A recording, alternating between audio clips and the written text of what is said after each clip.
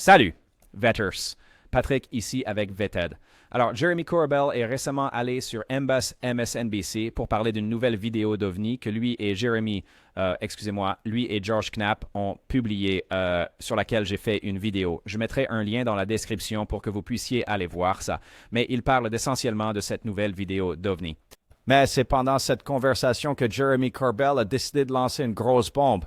D'accord, Vetters, veuillez appuyer sur le bouton j'aime. Cela aide vraiment les vidéos et bien sûr, si vous n'êtes pas encore abonné, appuyez sur le bouton d'abonnement. Je publie de nouvelles vidéos chaque semaine sur le phénomène OVNI et j'essaie d'atteindre 100 000 abonnés avant la fin de l'année. Faisons en sorte que cela se concrétise. Très bien, nous allons en venir à cette révélation, mais d'abord, voici Jérémy et l'animateur de cette émission de MSNBC parlant de cette nouvelle vidéo d'OVNI qui vient d'être publiée. Un regard un peu plus attentif. C'est une image figée. C'est avec un contraste renforcé de ce qui semble être un objet en forme de disque capturé en 2020, peut-être quelque part au-dessus de l'Afghanistan, du Pakistan, à la frontière là-bas. Lancez la vidéo ici. Jeremy dit que cela a été filmé par une sorte d'actif actif du ministère de la Défense en infrarouge avant, filmé d'en haut en regardant vers le bas. Et selon Corbell, l'US Air Force décrivait cet objet comme naviguant peut-être à travers les nuages. Il n'y a pas de signature thermique que vous pouvez voir ici, rien de ce que vous vous attendriez pour un avion normal alors qu'il s'y fraye un passage. On nous a dit que le Pentagone l'a enregistré comme un pan, mais jusqu'à présent, il n'est pas apparu sur la liste publique de l'AARO, ce bureau qui suit ces choses-là, dont la réponse officielle à notre demande de commentaire était, je cite, « Nous n'avons rien à offrir ». Alors, Jeremy Corbell est l'animateur du podcast Weaponized. Il nous rejoint sur le plateau. Jeremy, bon de te voir. Bienvenue de retour. Ravi de te voir, mec. Alors, entrons dans le vif du sujet. À naviguer à travers les nuages. Comme je déteste même en parler, mais cela ressemble beaucoup à ce que Jordan Peele a écrit dans Nope, n'est-ce pas? C'est ce que nous avons vu un peu dans Nope. Qu'est-ce qui se passe ici? Qu'est-ce qu'on regarde? Ouais. Donc, après quelques années à enquêter sur ces images, vérifier qu'elles sont authentiques, d'où elles viennent, la blague récurrente, c'était qu'elles ressemblent au film Nope. Ce que nous voyons ici, c'est différent de ce qu'on n'a jamais vu auparavant. Vous savez que j'ai obtenu et publié avec George Knapp des vidéos thermiques d'UAP. Maintenant, notre gouvernement a reconnu une partie de ce que nous avons diffusé. Ils ont admis que ce sont des pannes. Je vais vous dire ceci, je ne le dis pas. C'était dans les images originales. Il dit UAP naviguant à travers les nuages. Ils l'ont appelé un disque. Je ne l'appelle même pas un disque. Mais ce que vous voyez, c'est d'abord la forme. Je n'ai jamais vu dans toute l'histoire des ovnis, quand cela sort du militaire, une véritable forme circulaire. Ça, c'est époustouflant pour moi. Le second, c'est le mouvement. Quand vous le voyez tourner brusquement de votre gauche vers votre droite en le regardant. Et la troisième chose qui m'a vraiment étonné, c'est en thermique. Il n'y a pas d'empreinte thermique de propulsion traditionnelle. C'est un disque parfait. Peut-être que c'est une sphère, je ne sais pas, mais je sais que notre armée de l'air l'a capturé passivement, puis ils ont dit que c'est un pan. Il est toujours désigné comme un pan. Donc, quand Georges et moi les obtenons et les republions pour que le public puisse voir, nous espérons faire un peu du travail que nous ne voyons pas avec les gens de l'AARO. Et maintenant, ça dit amélioré par IA. Là. On dirait qu'il y a des artefacts autour. Quelle est la vidéo réelle?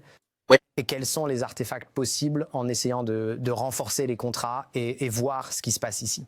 Oui, alors nous avons fait une analyse de la vidéo, mais ce que j'ai fait, c'est m'assurer de publier les choses originales que George Knapp et moi avons obtenues pour que vous voyez clairement qu'il est écrit vidéo 1, vidéo 2, vidéo 3. Notre propre gouvernement, car ils étudient cela dans la communauté du renseignement depuis 2020, a fait une sorte de surlignage ou amélioration rudimentaire, je dirais. Et c'est pourquoi vous voyez comme un anneau blanc autour. C'est l'amélioration de 2020. C'est comme avant ChatGPT, avant la révolution de l'IA ici. Donc, ce que nous avons fait, c'est que nous sommes allés là-bas juste pour que les gens puissent mieux le voir. Nous l'avons rendu très clair, amélioré par IA, car cela change la forme. C'est une sphère parfaite ou un cercle parfait selon l'angle d'observation quand vous le regardez. Donc, ce que nous avons fait, c'est augmenter le contraste et nous nous sommes également assurés que vous pouviez voir, lorsqu'il entre dans les nuages, nous avons zoomé. Donc, les vidéos militaires sont celles qui sont en noir et blanc. Celles que nous avons essayé d'améliorer pour que les gens puissent mieux voir une forme et un mouvement sont plutôt en bleu. D'accord, ne vous inquiétez pas. Nous allons arriver à cette bombe que Jeremy Corbell a révélée. Mais je veux commenter un peu sur cette vidéo d'OVNI. Je pense que je l'ai mentionné dans mon autre vidéo. C'est pas, à mon avis, ce n'est pas parfaitement rond ou circulaire. Il y a des moments dans la vidéo où il semble juste se comprimer en forme ovale. Il change littéralement et ce n'est pas parfaitement circulaire. Donc, vous savez, parfaitement rond, n'est-ce pas? Je ne sais pas. c'est plutôt intéressant. Pourquoi cela change-t-il de forme comme ça? Je ne sais pas. Peut-être que Jérémy pourrait ajouter un peu de contexte ici. Peut-être que je ne vois pas la vidéo correctement. Je ne sais pas. Mais dans les vidéos améliorées qu'il montre, cela change de forme en devenant plus ovale, n'est-ce pas? Alors, bref, passons à cette révélation choc de Jeremy Corbell. Maintenant, je veux donner une mention spéciale à U.A. James sur Twitter pour m'en avoir informé. Si vous voulez vraiment suivre un compte sur Twitter et juste obtenir, vous savez, des nouvelles d'OVNI un peu à jour, sans vraiment, vous savez, il n'ajoute pas beaucoup d'opinions à cela, ce que je trouve honnêtement plutôt rafraîchissant. Il publie juste les informations et c'est tout. Donc, je mettrai un lien dans la description vers son compte Twitter si vous voulez le suivre. Quoi qu'il en soit, passons à ce deuxième extrait ici, la dernière partie où Jérémy révèle quelque chose que je pense. Nous allons tous soit être excités par, soit déçus. Regardez. Et je veux dire, c'est circulaire et cela regarde vers la Terre. Donc vous regardez les nuages, genre, y a-t-il une chance que ce soit juste je sais pas, un ballon? D'accord. Donc, si vous regardez le mouvement et que vous regardez le vent, c'est pourquoi nous l'avons mis en ligne pour les détectives. Mais notre militaire ne le pense pas. Notre militaire l'a appelé un disque. Notre communauté du renseignement travaille là-dessus depuis 2020. Maintenant, regardez, quand des éléments comme celui-ci parviennent à des journalistes comme moi et Georges, vous savez, nous ne sommes pas des experts en la matière, mais nous savons et pouvons rapporter que notre armée appelle cela un pan, comme chaque séquence que nous avons publiée. C'est fascinant, mec, et je pense que cela touche un sujet beaucoup plus grand et plus important. C'est-à-dire qu'il y a des lanceurs d'alerte, et il y en a 3 qui m'ont confirmé, des lanceurs d'alerte directs qu'ils témoigneront sous serment publiquement au Congrès. Le Congrès doit réagir à cette vidéo. Il est temps pour eux de réagir à cela, car j'ai des personnes prêtes à témoigner lors de la prochaine audience au Congrès sur les phénomènes aériens non identifiés. Oui, qu'il soit crédible ou non, je veux dire, tu es devenu le conduit pourtant de ces vidéos ici. L'armée, tu sais, pour nous, le département de la Défense dit, nous n'avons rien à offrir là-dessus. Et pourtant, on ne le voit pas sur le site de l'ARO. Quelle partie de ceci serait classée? Pourquoi cela ne serait-il pas répertorié? Je ne suis pas qualifié pour évaluer ce genre de réponse. Je ne sais pas. Mais ce que je sais, c'est qu'à chaque fois que George Knapp et moi, nous obtenons et diffusons des images, c'est drôle comment ARO publie ensuite quelque chose qui ressemble mais n'est pas similaire. Pourquoi ne le publiez-vous pas simplement pour le public américain? Je leur demande en effet de le faire. Ils devraient le faire, tout comme toutes les vidéos que George Knapp et moi avons obtenues et diffusées. Et quand ils publient des choses, souvent, ce qu'ils font, c'est juste reprendre ce qui était déjà disponible publiquement, comme le Tic Tac Pan. Et vous vous souvenez peut-être que j'ai publié un Tic Tac UAP de 2023. Cela continue, mec. Je ne sais pas si vous l'avez remarqué, mais Jeremy a dit qu'il a 3 lanceurs d'alerte de première main prêts à se présenter et à témoigner à la prochaine audience. La vraie question est, que signifie de première main? Est-ce qu'ils ont vu des vidéos comme celle-ci, vous savez, dans un cadre, ou ont-ils vu l'engin de leurs propres yeux? J'aimerais vraiment que cela soit dit, vous savez, distingué, non? Lequel est-ce? Ont-ils touché un engin? Que signifie témoin direct? Tu sais, est-ce qu'elles ont eu une rencontre avec l'un d'eux, mais il n'y a pas de preuve, juste une histoire? Encore une fois, ils ont posé la main sur l'engin, ils ont touché un corps extraterrestre. Je pense que plus que tout, nous devrions nous éloigner des ovnis et nous concentrer sur les corps, car il n'y a pas de... Vous savez, les ovnis sont si faciles à mal identifier. Ils sont littéralement appelés objets volants non identifiés, n'est-ce pas? Ou phénomènes anormaux non identifiés. Non identifiés, ce qui signifie que cela pourrait être n'importe quoi. Mais des corps, c'est très différent. Il n'y a pas de corps volants non identifiés. Cela n'existe pas, n'est-ce pas? Comme des CVNI. Donc, je souhaite vraiment que nous nous concentrions sur les corps et les personnes qui ont interagi avec ces corps, parce que c'est beaucoup moins comme « êtes-vous sûr que ce n'était pas un humain ?» Vous savez, je suis, une partie de cela est sûre, mais il est beaucoup plus facile de déterminer, vous savez, extraterrestre d'humain. Mais les objets volants, c'est vraiment difficile à distinguer, n'est-ce pas, entre ça. Donc, vous savez, parce que les humains sont essentiellement d'une seule manière, donc tout ce qui sort de cette manière est plus facile à identifier.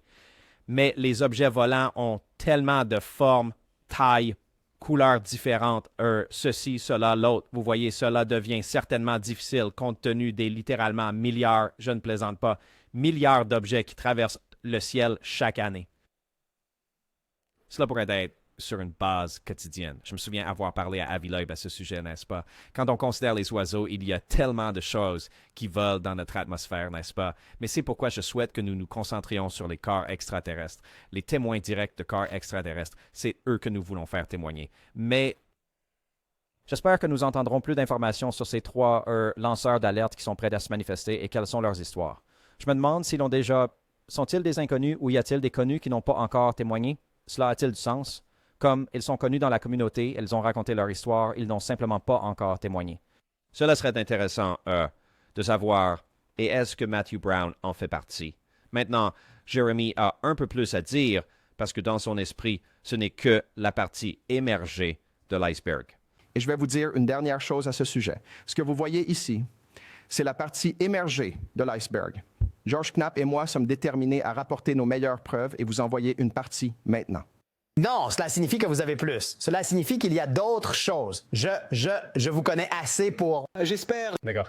Que le monde puisse voir plus d'images meilleures et diversifiées. Je n'ai pas un contrôle absolu sur la manière dont le monde reçoit les choses, mais en tant que journaliste, je vais me battre pour en diffuser autant que possible. Comprimé. Et très rapidement, quelles sont les nouvelles sur Capitol Hill? Comme parfois, il semble qu'il y ait des progrès vers une sorte de divulgation, puis d'un coup, c'est complètement oublié, personne n'en parle et ça semble avoir disparu des radars. Comme quand allons-nous obtenir des réponses? Ça n'est pas tombé dans l'oubli. Donc, la représentante Luna a un groupe de travail. Le représentant Burleson est vocal. Le représentant Burchett se bat pour obtenir la transparence sur les pannes parce que les ovnis sont réels et il nous montre quelque chose. Il démontre une technologie que nous ne pouvons pas reproduire. Même l'ARE doit l'admettre. Donc, le public américain veut savoir, allons-nous avoir des auditions? Et je vais te dire, mec, j'ai des discussions constantes sur une base hebdomadaire avec tout le monde qui organise, y compris David Grush, qui travaille encore au gouvernement en tant que lanceur d'alerte maintenant. Il a obtenu un emploi travaillant avec le groupe de travail sur les pannes, ou peu importe comment il l'appelle maintenant. Il y aura plus d'audience. S'ils ont du courage, il y aura plus d'audience. Et j'ai 3 témoins directs qu'ils peuvent faire témoigner. D'accord, tout le monde, on se retrouve dans la prochaine vidéo. N'oubliez pas de laisser vos commentaires ci-dessous et de me dire ce que vous en pensez. Chaque jour est un cadeau, tout le monde, paix.